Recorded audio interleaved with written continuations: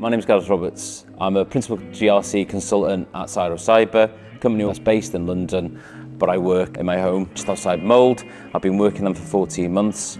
Prior to that, I worked for 21 years for North Wales Police as an infrastructure manager.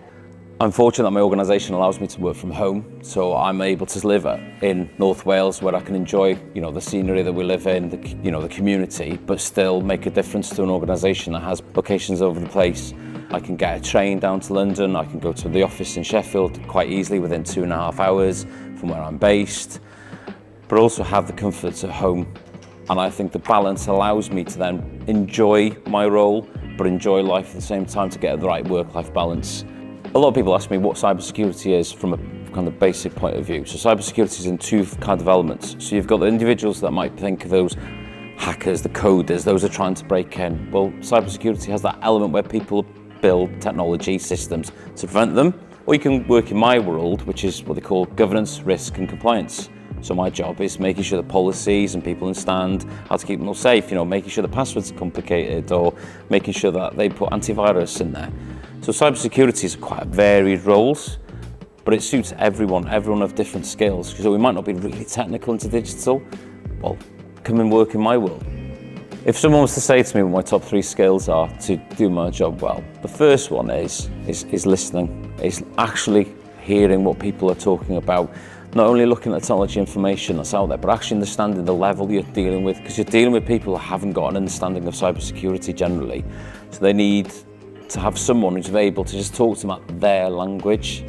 Communication is important because your style, how you talk to people, is really the biggest tool you will have. Because like I said, people don't understand what cybersecurity is. To some people it's a very new thing. It's like, why do I need to do that? So your communication skill is really important to try and explain to them. I think the other skill is like problem solving skills. So if you can understand how things can break, how things could change, and you understand and start looking at patterns and how that works, then that's a really good skill then, because you bring the 3 of them together, it gives you a really rounded cybersecurity individual, or generally any kind of work in the digital environment. Yeah. So from my point of view, I've got an education, I've got a degree in computer science. I went to Leicester to do my computer science degree, but then I came back and I've worked and lived in North Wales generally all my life. Over that time period, when I worked for North Wales Police, I learned a lot of designated kind of skill set regarding technology, so understand about concepts like ITIL.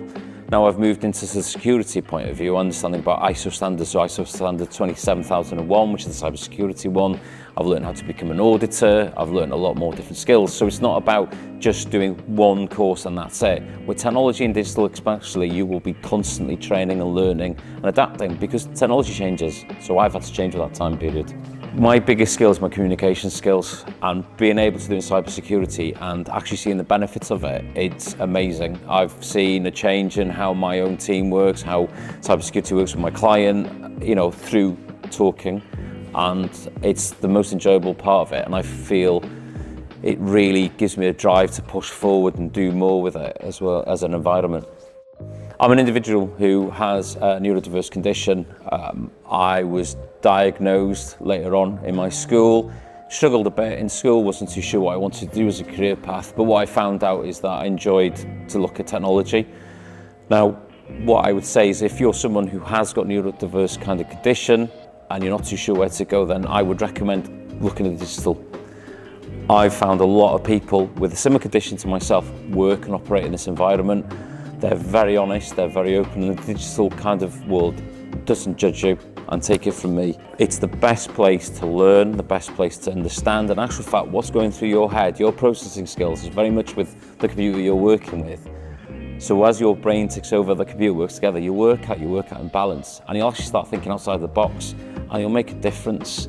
If anyone was to say to me, why look into the digital kind of sector as an industry moving forward, it's because it's exciting. There is so much things moving on. The mindset of people are changing. We're looking at technology moving at a fast pace.